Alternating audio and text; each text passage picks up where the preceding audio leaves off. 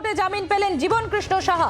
বড়ুয়া তৃণমূল বিধায়ক জীবন কৃষ্ণ সাহার জামিন। গত বছর 17 এপ্রিল গ্রেফতার করা হয় জীবন কৃষ্ণ সাহাকে। আমাদের প্রতিনিধি বিক্রম রয়েছেন আমাদের সঙ্গে। বিক্রম, গত বছর 17 এপ্রিল তাকে গ্রেফতার করে সিবিআই এবং আমরা অনেক কিছু দেখেছিলাম। তিনি মোবাইল ফেলে দিচ্ছেন, তার বিরুদ্ধে তথ্য প্রমাণ লোপাট সহ একাধিক অভিযোগ ছিল। অবশেষে তার জামিন মঞ্জুর হলো।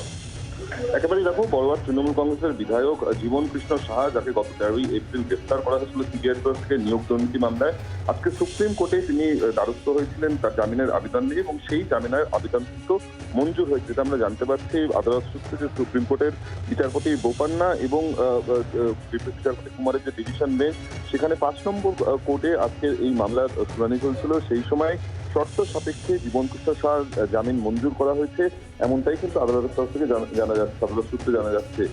জীবন কৃষ্ণ সাহার তিনি আইনজীবী মুকুল রোহতাগি এবং রাউফ রহিম, দুজন সিনিয়র কাউন্সিল, তারা কিন্তু এখানে যখন সওয়াল করতে ওঠেন সেই সময় কিন্তু তারা একাধিক বিষয় উল্লেখ করেন, যেখানে অন্যতম বিষয় ছিল জীবন কৃষ্ণ সাহা তার বিরুদ্ধে সিবিআই চার্জশিট দিয়ে দিয়েছে ইতিমধ্যেই।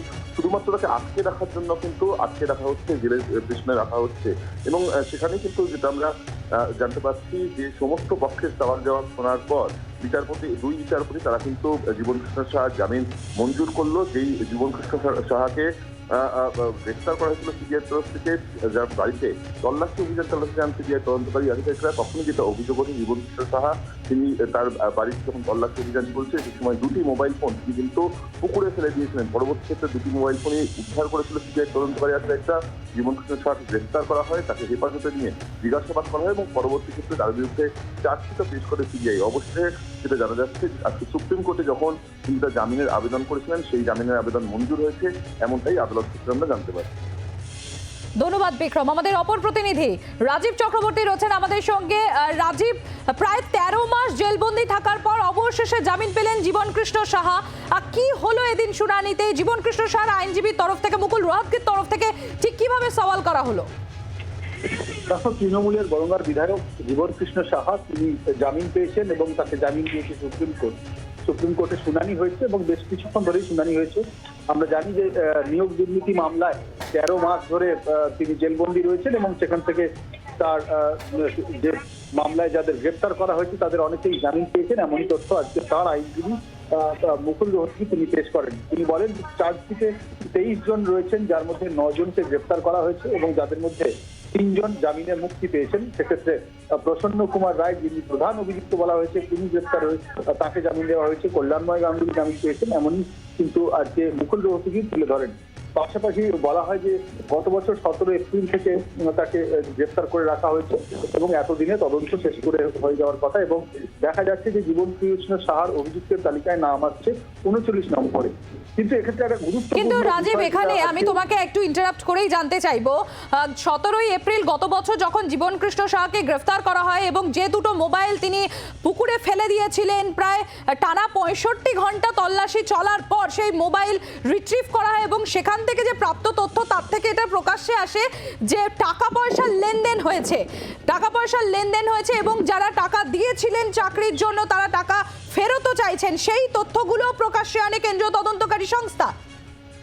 দেখো, কেন্দ্রীয় তদন্তকারী সংস্থা সিবিআই এর তরফে আজকেও কিন্তু আদালতে একই কথা বলা হয় যে উনি 2টি মোবাইল পুকুরে ফেলে দেওয়া হয় এবং 2টি নাকি একটি মোবাইল, তা নিয়েও বিচারপতিদের সামনে সিবিআই এর আইনজীবী সঙ্গে কিন্তু মুকুল রোহতগি, যিনি জীবন কৃষ্ণ সাহার আইনজীবী, তার রীতিমতো এটা নিয়ে বিবাদ শুরু হয় এবং যদিও পরে সিবিআই এর তরফে বলা হয় যে 2টি মোবাইল পুকুর থেকে উদ্ধার করা হয় এবং সেটি একেবারে ফরেনসিক ল্যাবরেটরিতে নিয়ে গিয়ে পরীক্ষা করা হয় এবং সেখান থেকে যে তথ্য উঠে এসছে, যে কথোপকথন উঠে এসেছে চ্যাটের মাধ্যমে এবং টেলিফোনের বিভিন্ন তথ্য থেকে যা এসেছে সেগুলি অত্যন্ত মারাত্মক। সেই মারাত্মক তথ্যের মধ্যে একটি তোমাকে জানাই, যেটা সিবিআই এর তরফ থেকে আজকে জামিনের বিরোধিতা করতে গিয়ে আদালতে বলা হচ্ছে যে জীবন কৃষ্ণ সাহার কাছ থেকে যারা চাকরি প্রার্থীরা টাকা দিয়েছিলেন তারা যখন টাকা ফেরত চাইছেন, রাজীব, তোমার কাছ থেকে আমরা ডিটেইলস নেব। আপনাদের জানিয়ে রাখি এই মুহূর্তের বড় খবর, সুপ্রিম কোর্টে জামিন পেলেন জীবন কৃষ্ণ সাহা। জীবন কৃষ্ণ সাহা গত বছর 17 এপ্রিল 2023 17 এপ্রিল তাকে গ্রেফতার করা হয় সিবিআই এর তরফ থেকে এবং প্রায় 13 মাস জেলবন্দি থাকার পর সুপ্রিম কোর্টে জামিন পেলেন জীবন কৃষ্ণ সাহা। রাজীব আমাদের প্রতিনিধি রয়েছেন আমাদের সঙ্গে, সরাসরি চলে যাবো রাজীবের কাছে। রাজীব, যে বিষয়টি বলছিলে যে সিবিআই তরফ থেকে যে বিষয়গুলো তথ্যগুলো সামনে আনা হয়, যে তার বাড়ি থেকে যে সমস্ত নথিপত্র পাওয়া গিয়েছে এবং মোবাইল থেকে যে তথ্যগুলো রিট্রিভ করা হয় পরে, তার থেকে সেখানে স্পষ্ট হয় বলে সিবিআই তরফ থেকে অভিযোগ করা হয় যে এখানে চাকরির বিনিময়ে টাকা পয়সার, চাকরি দেওয়ার নাম করে টাকা পয়সার লেনদেন হয়েছে। এবং শুধুমাত্র তাই নয়, কেউ 4 লাখ টাকা, কেউ 6 লাখ টাকা, কেউ 10 লাখ টাকা, এই অঙ্কগুলো সামনে নিয়ে আসা হয় এবং মোবাইলে মেসেজিং এ সেই কথোপকথন স্পষ্ট হয়েছে বলে সিবিআই তরফ থেকে দাবি করা হয়।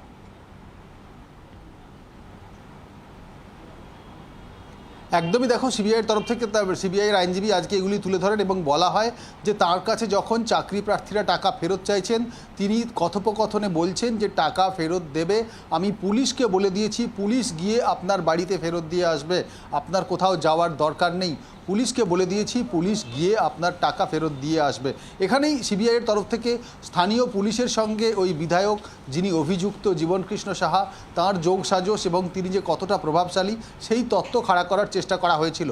কিন্তু আদালতের একটি বিষয়ে একটি প্রশ্ন ছিল যে 13 মাস ধরে জেলবন্দি রয়েছেন, এটা তো কোনো মার্ডার অর্থাৎ খুনের মামলা নয়, সেক্ষেত্রে তাকে জামিন দেওয়া যেতেই পারে। এবং যখন তার জামিন ঘোষণা করা হয়ে গিয়েছে, যখন তাকে জামিন দেওয়া হয়েছে, তখনও কিন্তু সিবিআইয়ের তরফ থেকে বারংবার বলা হচ্ছিল যে একটি অন্তত নিষেধাজ্ঞা জারি করা হোক, তিনি যাতে নিজের জেলায়, নিজের এলাকায় না যেতে পারেন। সেক্ষেত্রে তথ্যের সঙ্গে এবং যে সাক্ষীদের সঙ্গে তিনি তাদের প্রভাবিত করতে পারেন, এই বিষয়টিতেও কিন্তু আদালত জানায় যে এক্ষেত্রে যেহেতু নিয়োগ দুর্নীতির মামলা, যে দুর্নীতিতে এতদিন তদন্ত হয়ে যাওয়ার বিষয়ে তদন্ত হয়ে যাওয়ার কথা, সেক্ষেত্রে একজন অভিযুক্ত তিনি 13 মাস ধরে জেলে রয়েছেন, তাকে জামিন দেওয়াটা একটা স্বাভাবিক প্রক্রিয়া, তাই জামিন দেওয়াটা জরুরি। এক্ষেত্রে আদালতের এমনটাই বক্তব্য ছিল। উল্টো দিকে আবার যখন মুকুল রোহতগি প্রশ্ন করছিলেন এই জামিনের কথায়, জামিনের আবেদন যখন জানাচ্ছিলেন, তখন কিন্তু বিচারপতিরা জানতে চান যে এটা কি শিক্ষক নিয়োগ দুর্নীতি, মারাত্মক দুর্নীতি, শিক্ষক নিয়োগ দুর্নীতি, যে দুর্নীতিতে কদিন আগেই কলকাতা হাইকোর্ট প্রায় 25,000 শিক্ষক নিয়োগের বাতিল করে দিয়েছিল। তারপরেই মুকুল রোহতগি বলেন যে একই মামলা, এই ধরনের মামলা পশ্চিমবঙ্গে রয়েছে, সেই 25,000 শিক্ষক নিয়োগের যে বাতিল নির্দেশ, সেটা কিন্তু সুপ্রিম কোর্টই আবার স্থগিতাদেশ দিয়েছে। তখনই বিচারকরা বলেন স্থগিতাদেশ দিলেও মনে রাখতে হবে সুপ্রিম কোর্ট কিন্তু তদন্তের নির্দেশটা তদন্ত বহাল রেখেছে। অর্থাৎ সুপ্রিম কোর্ট একটা বিষয় কিন্তু এক্ষেত্রে বলছে যে বিষয়, অভিযোগ, গুরুত্ব যথেষ্ট রয়েছে, কিন্তু একজন অভিযুক্ত তিনি 13 মাস ধরে জেলবন্দি রয়েছেন এবং সেক্ষেত্রে গত বছর 17ই এপ্রিল থেকে তিনি জেলবন্দি রয়েছেন, তাই তাকে জামিন দেওয়া যেতেই পারে এবং জামিন দেওয়ার মতো যথেষ্ট কারণ রয়েছে। বাংলার আওয়াজ, বাঙালির আবেগ, জি 24 ঘন্টা।